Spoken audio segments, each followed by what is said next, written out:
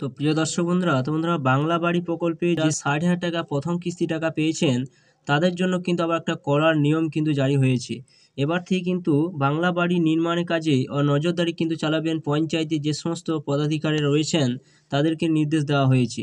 অর্থাৎ যে সমস্ত ব্যক্তিরা প্রথম কিস্তি টাকা পেয়েছেন, তারা ঘর করছেন কিনা বা টাকাটা অন্য খাতে খরচা করছেন কিনা, সেটি কিন্তু সমস্ত কিছু দায়-দায়িত্ব কিন্তু এবারে পঞ্চায়েতে পদাধিকারীরা কিন্তু বাড়ি, বাড়ি গিয়ে কিন্তু তারা তদন্ত করবেন। এমনই কিন্তু একটা নোটিশও কিন্তু জারি হয়েছে এবং প্রত্যেকটা ব্লক এবং পঞ্চায়েত কিন্তু সেই নির্দেশ কিন্তু পাঠিয়ে দেওয়া হয়েছে।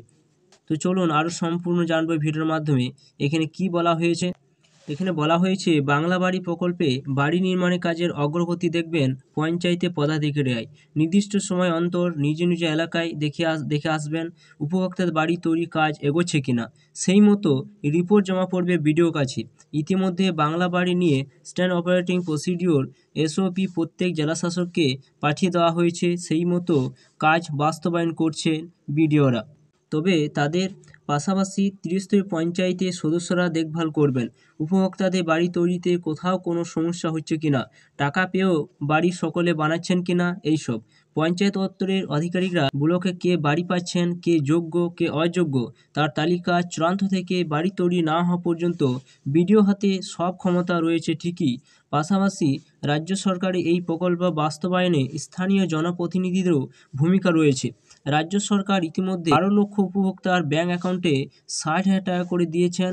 এবার বাড়ি তৈরি কাজে হাত দরকার উপভোক্তাদের। কিন্তু ১২ লক্ষ বাড়ি তৈরির কাজ নিয়ম মেনে এগোচ্ছে কিনা তা তদারকি করা কম বড় ব্যাপার নয়। একটি ব্লকে প্রশাসনে যা লোকবল তা নিয়ে সেটা করা সম্ভব নয়। আর তাই এক্ষেত্রে গ্রাম পঞ্চায়েত সমিতি, জেলা পরিষদের সদস্যদের এই গৃহ নির্মাণের অগ্রগতি বিষয়টি দেখতে বলা হয়েছে। নবান্ন সূত্রে খবর, এই ধরনের প্রকল্পের কাজের অগ্রগতি ঠিকঠাক হচ্ছে কিনা তা দেখভালের জন্য একটা প্রশাসনিক ফান্ড দেওয়া হয় সেই দপ্তরকে। স্থানীয় ছেলেদের নিযুক্ত করা হতো এই অর্থ দিয়ে, কিন্তু কেন্দ্র আবাস যোজনা টাকা থেকে বাংলাকে বঞ্চিত করেছে। মুখ্যমন্ত্রী মমতা বন্দ্যোপাধ্যায় এই ১২ লক্ষ পরিবারের মাথার ওপর ছাদের ব্যবস্থা করেছেন। রাজ্যের কোষাগার থেকে প্রত্যেক উপভোক্তাকে দেওয়া হয়েছে ১,২০,০০০ টাকা করে। এরপর নবান্ন আর আলাদা করে কাজের অগ্রগতি দেখভালের জন্য স্থানীয় কাউকে নিয়োগ করছে না। পঞ্চায়েত পদাধিকার এই নজরদারি চালাবেন। পাশাপাশি এর আরও একটা দিক রয়েছে।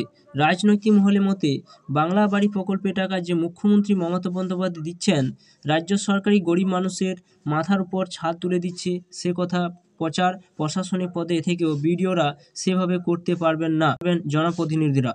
বলা হয়েছে নির্মাণ কাজের অগ্রগতি কাজ জনপ্রতিনিধিরা করলে তাতে সরকারি লাভ হবে। রাজ্য পঞ্চায়েত মন্ত্রী প্রদীপ মজুমদার বললেন যে বাংলা বাড়ি প্রকল্পে প্রথম কিস্তি টাকা উপভোক্তারা পেয়ে গিয়েছেন। সেই টাকা দিয়ে সঠিকভাবে এই বাড়ি নির্মাণ কাজ হচ্ছে কিনা তার নজরদারি স্থানীয় পঞ্চায়েতের পদাধিকারীরাই করবেন। কারো কোনো অসুবিধা হচ্ছে কিনা বাড়ি তৈরিতে তা দেখভাল তো করতেই হবে। তো আপনারা জানতেই পারছেন যে সমস্ত ব্যক্তিরা প্রথম কিস্তি টাকা পেয়েছেন, সেই সমস্ত ব্যক্তিরা যদি বাড়ি না করেন তাহলে কিন্তু আপনার টাকা ফেরতও কিন্তু আপনাদের নেওয়া হতে পারে। তো এমনই কিন্তু উদ্যোগ নেওয়া হয়েছে। তো আপনারা বাংলা বাড়ি প্রকল্পে যারা প্রথম কিস্তি টাকা পেয়েছেন তাদেরকে কিন্তু বাড়ি করতেই হবে। একটা কিন্তু টাইম কিন্তু এখানে দিয়ে দেওয়া হয়েছে। তো বন্ধুরা, ভিডিওটা কেমন অবশ্যই লাইক করবেন, চ্যানেলটা অবশ্যই সাবস্ক্রাইব করে রাখুন, পাশে থাকা বেল আইকনটি অবশ্যই আপনারা প্রেস